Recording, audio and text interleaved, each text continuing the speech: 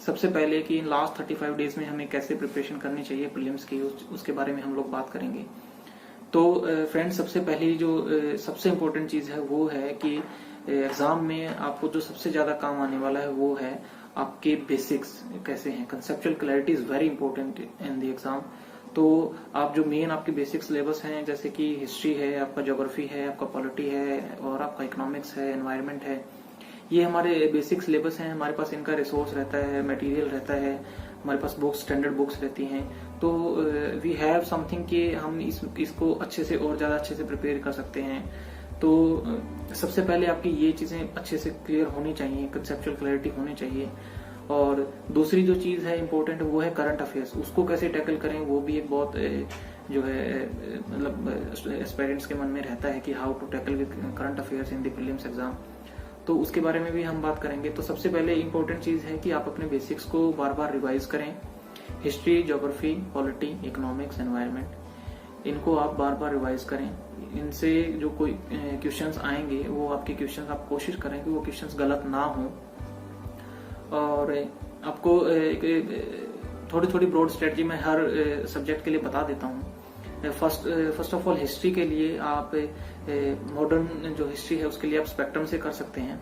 Spectrum बहुत अच्छी book है, लास्ट में उसमें समरी भी दी होती है। तो आप even at the last phase आप उसको रिवाइज करने के लिए फटाफट लास्ट से समरी से आप रिवाइज कर सकते हैं। और अगर आपने अपने नोट्स बनाए हैं तो उससे भी आप रिवाइज कर सकते हैं। हिस्ट्री में जो चीजें ध्यान देने की है वो ये है कि आप टाइमलाइन भी ध्यान दीजिए। दूसरा, आप जो है क्रोनोलॉजी भी हिस्ट्री से क्वेश्चन पूछे जाते हैं। तीसरा जो है फैक्चुअल चीजें, जहाँ पे एसोसिएशंस हैं and the persons associated with the associations हैं। और जो है एक्ट्स जो हमारे आते हैं, जैसे कि 1857 के बाद जो गुड गवर्नेंस इंडिया एक्ट आया था 1858 में, फिर 1909, 1919, 1935 जो acts, government of India act जो आए हैं, उन सब में क्या प्रोविजंस थे। फिर लास्ट में जो हमारी इवेंट्स रहती हैं after world war, second world war, जो हमारी इवेंट्स रहती हैं, जिसमें कि अगस्त ऑफर आता है, हमारा वोवेल प्लान आता है, जिसमें कि cabinet mission, Cripps mission, cabinet plan, और ये सारी चीजें जो रहती हैं उसमें क्या प्रोविजंस थे, किसमें क्या क्या ब्रिटिश गवर्नमेंट की तरफ से ऑफर करा गया और किस किस ने उसको सपोर्ट करा। तो ये इन चीजों के बारे में अगर क्लैरिटी रहेगी तो आप वहां पे क्वेश्चंस को अच्छे से अटेम्प्ट कर पाएंगे हिस्ट्री के। दूसरा जो चीज है मिडवल और जो एंशिएंट हिस्ट्री है, अभी रिसेंटली एक ट्रेंड है यूपीएससी में पिछले 2 या 3 साल से, I think specially for last 2 years there have been increase number of questions being asked from medieval history. तो आप उसके लिए आप क्या कर सकते हैं, जो मैं अपना बता देता हूँ। मैंने जो लूसेंट की हमारी एक जीके की बुक आती है, मैंने वहां से करा था। और भी आपके पास रिसोर्सेज हैं, बहुत सारे वीडियोस आपको मिल जाएंगी यूट्यूब पे, आप वहां से भी उसको कर सकते हैं। बिकॉज इस टाइम पे आप कोई नई बुक उठा के, नया रिसोर्स उठा के आप तैयार नहीं कर सकते। तो फॉर ए क्विक रिवीजन के लिए, अगर आपने नहीं करा या आप कर रहे हैं, तो आप जो वीडियोस 1 घंटे में जो मिडवल का एक कोर्स टाइप सा रहता है, आप वो कर सकते हैं। या फिर आप जो लूसेंट में बहुत उन्होंने क्रिस्प में बना के दे रखा है, तो आप वहां से भी कर सकते हैं अगर आपने नहीं करा है। और अगर आपने पहले से तैयार कर रखा है तो आप उसी सोर्स को ही रेफर करें, उसी से स्टिक टू करें, और उसी पे अगर तैयारी करेंगे तो आपके लिए बहुत बेनिफिशियल रहेगा। एंशिएंट से आप जो तैयारी करते हैं, मेरे हिसाब से जो रिसेंट में करंट अफेयर्स में जो चीजें एंशिएंट से रिलेटेड रही हैं, जैसे हमने बहुत एक्सकवेशंस करी हैं, इवन हमारे बजट में भी बहुत सारी ऐसी चीजें थी जहाँ पे हमारे फाइनेंस मिनिस्टर ने ऐसी साइट्स के बारे में नाम लिए हैं और कुछ वर्ड्स ऐसे नाम लिए हैं जो एंशिएंट के सिलेबस से रेफर करते हैं। तो उन चीजों को आप ना छोड़िए, उनसे रिलेटेड जो चीजें हैं उनको आप करिए। तो आपके लिए मे बी वहां पे कोई भी क्वेश्चन आ सकता है उन वर्ड से रिलेटेड।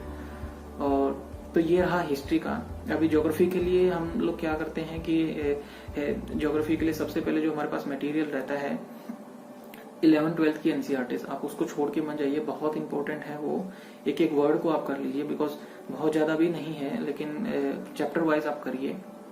और दूसरा जो है जीसी लियोंग, सो मैं अपना बता देता हूँ। जीसी लियोंग में क्या है कि this book is not written for the UPSC examination point of view. और दूसरा, this has been written by an foreign writer. तो इसमें बहुत सारी ऐसी चीजें हैं जो कि UPSC exam point of view से इररेलेवेंट रहती हैं, बहुत ज्यादा काम पे नहीं आती हैं यूपीएससी प्रिपरेशन में। तो आप थोड़ा सा सिलेक्टिव स्टडी करिए जीसी लियोंग से। तो कुछ स्टार्टिंग के कुछ 2-3 चैप्टर्स हैं, और जो क्लाइमेट से रिलेटेड जो जीसी लियोंग में है जो जो चैप्टर्स हैं आप वो वहां से कर सकते हैं। बाकी चीजें आप ज्योग्राफी की जो है एनसीईआरटी से आप कर सकते हैं, तो आपके लिए बेनिफिशियल रहेगा। उसके अलावा ज्योग्राफी में आप एटलस पे ध्यान दीजिए, जो रिसेंट न्यूज में रही हैं जो चीजें, और वो जो आप लोकेशंस देखेंगे एटलस से, तो साथ में आप लॉन्गिट्यूड लैटिट्यूड इन चीजों पे भी ध्यान दीजिए कि वो कौन सी लैटिट्यूड पे पड़ते हैं, कौन सी लॉन्गिट्यूड वहां से निकलती है, क्योंकि रिसेंटली बहुत सारे ऐसे क्वेश्चंस पूछे गए हैं जहाँ पे लॉन्गिट्यूड और लैटिट्यूड का भी रोल रहता है एटलस के क्वेश्चंस में। और वर्ल्ड मैप से भी 1 या 2 क्वेश्चन हर बार प्रीलिम्स में पूछा जाता है, लास्ट टाइम भी पूछा गया था, हर बार 1 या 2 क्वेश्चन वर्ल्ड मैप से पूछा जाता है। तो जो वर्ल्ड में जो चीजें न्यूज में रहती हैं, जो लोकेशंस न्यूज में रहती हैं, आप उनको भी एक बार देख लीजिएगा। बाकी जो ज्योग्राफी से है फैक्चुअल कुछ बहुत सारी चीजें हैं ज्योग्राफी में, जैसे कि आपके माउंटेन्स हैं, तो माउंटेन रेंजेस जो हैं वो आप सारे ऊपर से नीचे तक, जैसे हिमालयाज हैं, नीचे फिर अपने विंध्याचल हैं, उसके बाद वेस्टर्न घाट्स हैं, और इधर ईस्टर्न घाट्स हैं, और नॉर्थ ईस्ट जो माउंटेन्स हैं उन सबको आप एक बार माउंटेन कंप्लीट कर लीजिए। दूसरा जो है हमारे जो नेशनल पार्क्स हैं और वाइल्ड लाइफ सेंचुरीज हैं वो आप देख लीजिए, जो इम्पोर्टेंट है कहाँ पर हैं। रामसर साइट्स हैं वो देख लीजिए।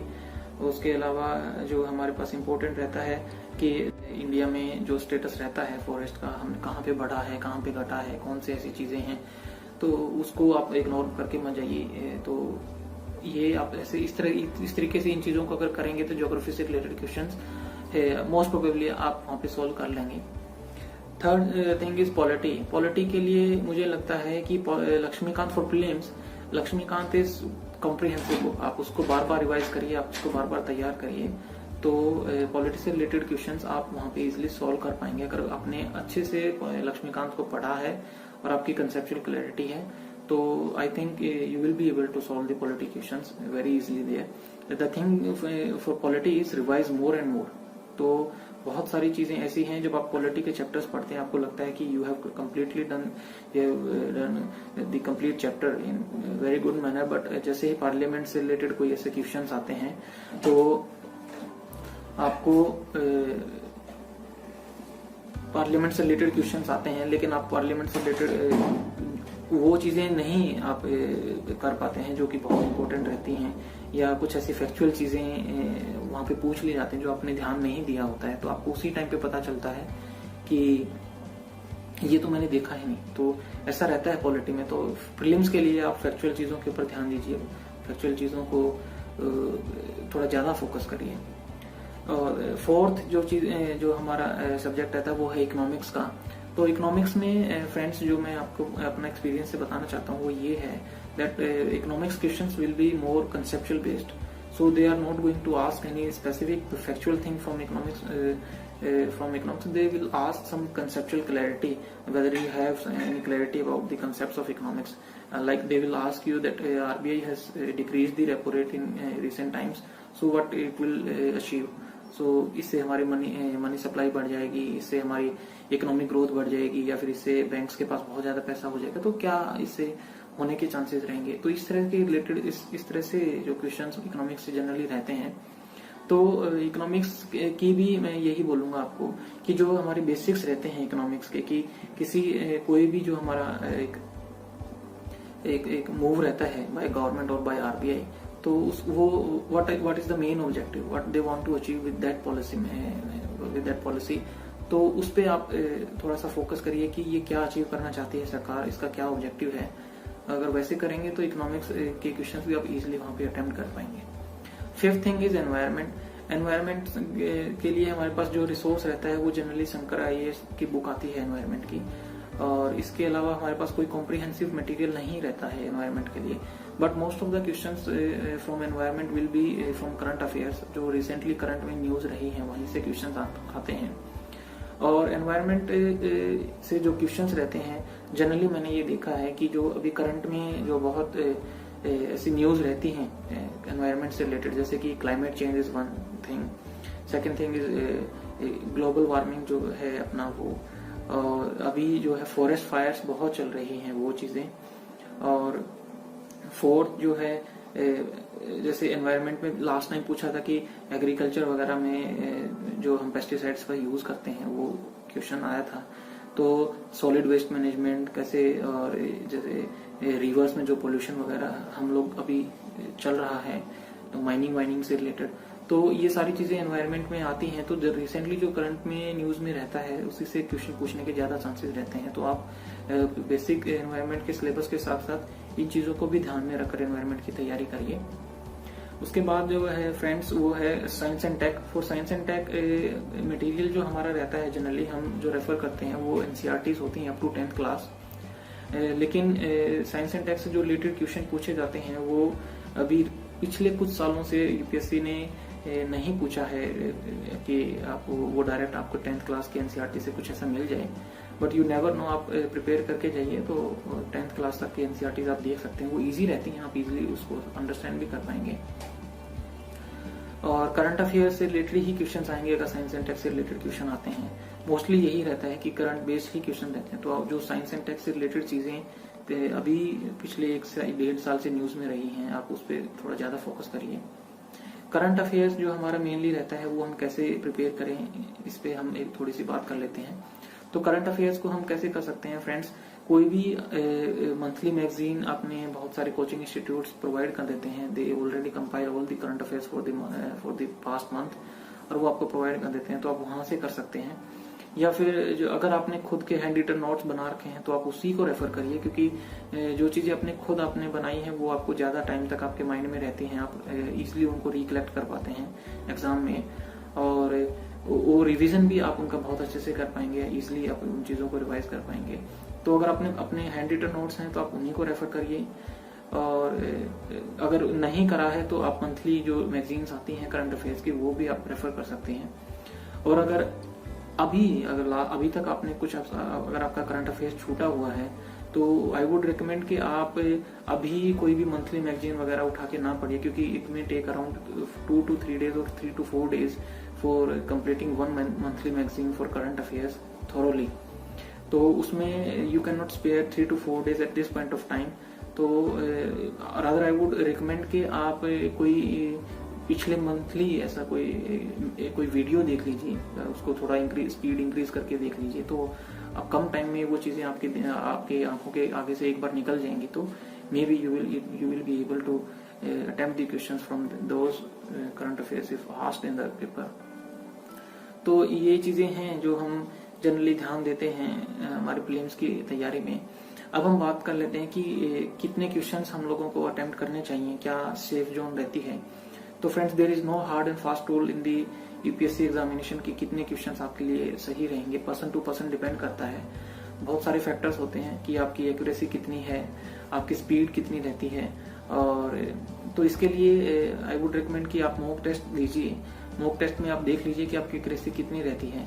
तो अगर आपकी एक्यूरेसी सपोज मान के चलिए कि आपने 10 क्वेश्चन पे गेस करा है, because you will not be able to give the answer of every question with 100% accuracy, आपको कहीं ना कहीं गेस करना पड़ेगा वहां पे। तो आप ये देखिए मॉक टेस्ट में कि आप 10 क्वेश्चन में अगर आप गेस करते हैं तो कितने क्वेश्चंस आपके ठीक रहते हैं। तो 2-3 पेपर 4 पेपर देने के बाद आपको ये आइडिया हो जाएगा कि मेरे इतने क्वेश्चंस आपके आउट ऑफ 10 5 और 6 question 7 questions are right and 3 या 4 या 5 क्वेश्चन आपके गलत होते हैं। गेस वर्क कैसे काम करता है, तो वहां पे जो अगर आप नेगेटिव में रहते हैं तो आप वहां पे ज्यादा क्वेश्चन अटेम्प्ट करने की कोशिश ना करें, क्योंकि it may go against you. वहां पे नेगेटिव मार्किंग होती है और आपके मार्क्स कम हो सकते हैं। लेकिन अगर आपको लगता है कि आपका गेस वर्क काम करता है और आपके क्वेश्चंस आप गेस करते हैं तो पॉजिटिव में रहने के चांसेस रहते हैं, तो फिर आप वहां पे चांस ले सकते हैं अगर आपके अटेम्प्ट बहुत कम रहते हैं तो। और बहुत सारे मेरे पास जो अभी क्वेश्चन जो एस्पिरेंट्स ने क्वेश्चन पूछे हैं उसमें ये बोलते हैं कि कितना वो जानना चाहते हैं कि कितने क्वेश्चंस सेफ रहेंगे हमें अटेम्प्ट करने के लिए। मुझे लगता है कि आप एटलीस्ट 75 क्वेश्चंस तो एग्जाम में करिए, बिकॉज उसके नीचे इट बिकम्स वेरी डाइसी कि आपके अटेम्प्ट्स आपको नहीं पता आपके कितने क्वेश्चंस वहां पे गलत हो सकते हैं, तो आप बॉर्डर लाइन पे आ जाते हैं, बहुत प्रॉब्लम हो जाती है। तो एटलीस्ट 75 क्वेश्चंस करिए। उसके ऊपर आप अपने हिसाब से देख सकते हैं कि अगर वहां पे कैसा पेपर रहता है। अगर पेपर इजी रहता है तो आप 80-85 कर सकते हैं, पेपर बहुत टफ रहता है तब भी आप कोशिश करिए कि एटलीस्ट 75 क्वेश्चन तो आप करिए।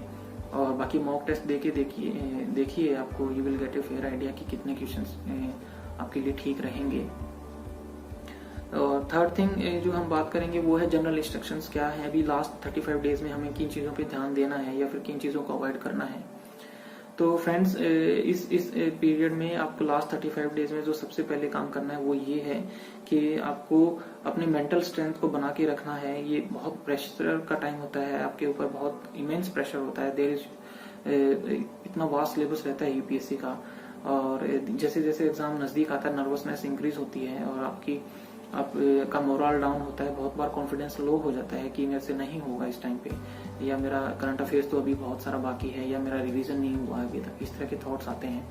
तो फ्रेंड्स थोड़ा कॉन्फिडेंस हाई रखिए। मोरल आपका अगर हाई मोरल रहेगा तो आप इजिली चीज़ों को जो है कर पाएंगे, इजिली चीज़ों को अपना मैनेज कर पाएंगे। तो फर्स्ट थिंग इज आप ये मन में कॉन्फिडेंस रखिए कि आप अभी देयर इज स्टिल टाइम, अभी भी 1 महीना है हमारे पास, और अगर आप सीरियसली तैयारी कर रहे हैं तो आप 1 महीने में बहुत कुछ कर सकते हैं। अभी हमारे पास टाइम है। तो मोरल अपना हाई रखिए, कॉन्फिडेंस रखिए, और अपने आप को डिमोटिवेट मत होने दीजिए। नेगेटिव चीज़ों से बचिए, और ऐसे ग्रुप से, सोशल ग्रुप से भी बचिए जहाँ पे आपको ऐसा फील हो कि मेरी तैयारी बहुत कम है और बच्चों ने बहुत तैयारी कर रखी है। ऐसे सोशल ग्रुप से बचिए। अपने आप पे फोकस करिए, खुद की स्ट्रेटजी बनाइए, और अपने सिलेबस को ध्यान में रखिए कि how much I have completed, how much is left, तो मैं इसको कैसे कंप्लीट करूं, उस चीज पे ज्यादा ध्यान दीजिए। दूसरी चीज है कि आप अपने मेंटल के साथ साथ आपको फिजिकली भी फिट रहना जरूरी है। तो बहुत सारा अभी जैसे देयर इज स्टिल कोविड-19 अमंग अस, तो अभी उससे भी आपको बचना है। तो आपको ध्यान देना है कि आप बहुत ज्यादा सोशल डिस्टेंसिंग वगैरह मेंटेन करिए, इसे खुद को क्वारंटाइन कर लीजिए 1 महीने के लिए। इससे क्या होगा कि आप अपने में फोकस भी कर पाएंगे, अपनी तैयारी भी कर पाएंगे, और आप अपने आप को कोरोना से भी बचा पाएंगे। तो ये आपके लिए बेनिफिशियल हो सकता है। और पूरी नींद लीजिए, adequate sleep is very important आपकी for your physical and mental health, पूरा अच्छे से और अच्छा अपना खाना पीना खाइए। इस टाइम पे लास्ट आप जो नहीं करनी है वो ये चीजें हैं कि आप कोई नया रिसोर्स मत उठाइए, कोई नई बुक मत पढ़िए। कहीं से नया रिसोर्स पढ़ेंगे तो इट विल टेक टाइम, और फिर सिर्फ एक बार पढ़ने से वो नहीं होता है। You will not be able to recollect it in the exam conditions, बहुत प्रेशर होता है वहाँ पे। तो नई चीजें आप नहीं रिकलेक्ट कर पाएंगे तो उसका कोई फायदा नहीं है। अगर आप कोई नई चीज पढ़ते भी हैं तो मेक श्योर कि आप उसको एटलीस्ट एग्जाम से पहले 2, 3 या 4 बार उसको रिवाइज करके जाएं, ताकि वो चीज आपके माइंड में बैठ जाए और वहां पे व्हेन यू नीड इट तो आप उसको इजीली रिकलेक्ट भी कर पाए। तो first thing, do not go to any new resource और बुक। और अगर आपको जाना भी पड़ता है, कुछ ऐसा बचा हुआ है अभी आपका सिलेबस का पार्ट जो आपने अभी तक नहीं पढ़ा है, तो कोशिश करिए कि आप उसको एग्जाम से पहले 3 या 4 बार रिवाइज कर लें। उसके अलावा जो प्रीवियस ईयर क्वेश्चन जो है हमारा क्वेश्चन पेपर है, उसको आप जरूर देखिए एक बार, क्योंकि बहुत बार ऐसा हुआ है यूपीएससी में कि सेम टू सेम क्वेश्चन भी रिपीट हुए हैं। तो आप उनको एक बार देख लीजिए। इससे 2 फायदे होंगे। अगर वहां से डायरेक्ट कोई क्वेश्चन फिर से रिपीट होता है तो आप उसको कर सकते हैं, इजिली कर लेंगे वहां पे। और दूसरा फायदा ये होगा कि you will get a fair idea कि कैसे क्वेश्चन पूछे जा रहे हैं, रिसेंट ट्रेंड क्या रहता है यूपीएससी का, लास्ट टाइम कहाँ से ज्यादा क्वेश्चन आए थे, तो इस बार कहाँ से ज्यादा क्वेश्चन आने के चांसेस हैं, और क्वेश्चन का लेवल क्या रहता है। कट ऑफ ये देखिए कि पिछले 2 साल से तो for general it has been only 98, so below 100। तो आपको हाफ क्वेश्चन से भी कम करना है क्लियर होने के लिए, ठीक होने चाहिए आपके। तो पेपर का थोड़ा सा ट्रेंड चेंज हुआ है। आप क्वेश्चंस देखेंगे तो आप फील कर पाएंगे कि पहले से जो थोड़े से ट्रिकी क्वेश्चंस हैं, डिफिकल्ट क्वेश्चंस बन रहे हैं। But again there is always uncertainty in the UPSC. You will never know कि इस बार क्या होने वाला है, क्या पेपर इजी रहेगा, डिफिकल्ट रहेगा। तो वो आप सिर्फ एग्जाम कंडीशंस में जाकर ही आपको पता लगेगा कि कैसा पेपर है। और फ्रेंड्स, एक जो लास्ट चीज है मैं आपसे शेयर करना चाहता हूँ कि बहुत अभी आप सब्जेक्ट वाइज पेपर आप मॉक टेस्ट कर रहे होंगे। So now stop doing the subject wise test papers, now start doing the full length test. क्योंकि अभी ये टाइम नहीं है कि आप सब्जेक्ट वाइज करें, तो अभी आप फुल लेंथ टेस्ट दे के देखिए। At least 10 to 15 full length test जरूर दीजिए एग्जाम में जाने से पहले। और आप दूसरी चीज मैं आपको एडवाइस करूंगा कि आप लास्ट के 1 वीक और 10 डेज पहले, एग्जाम से 7 या 10 दिन पहले तक आप अपने टेस्ट देना बंद कर दीजिए। उस 7 या 10 दिन में आप सिर्फ रिवीजन करिए, अपने रिसोर्स को बार बार रिवाइज करेंगे तो वो चीजें आपके माइंड में बैठ जाएंगी और आपको एक मेंटली एक आपको थोड़ा सा रेस्ट भी चाहिए एग्जाम मतलब टेस्ट देने से, ताकि आप फुल्ली प्रिपेयर हो पाए उस एग्जाम रियल में जो एग्जाम होगा आपका उसके लिए। तो ये सारी चीजें थी फ्रेंड्स आज जो मैंने आपके साथ शेयर करी, अपना एक्सपीरियंस शेयर करा। तो आई होप कि ये चीजें आपको हेल्प करेंगी एग्जाम में। और इसी के साथ मैं आप सब लोगों को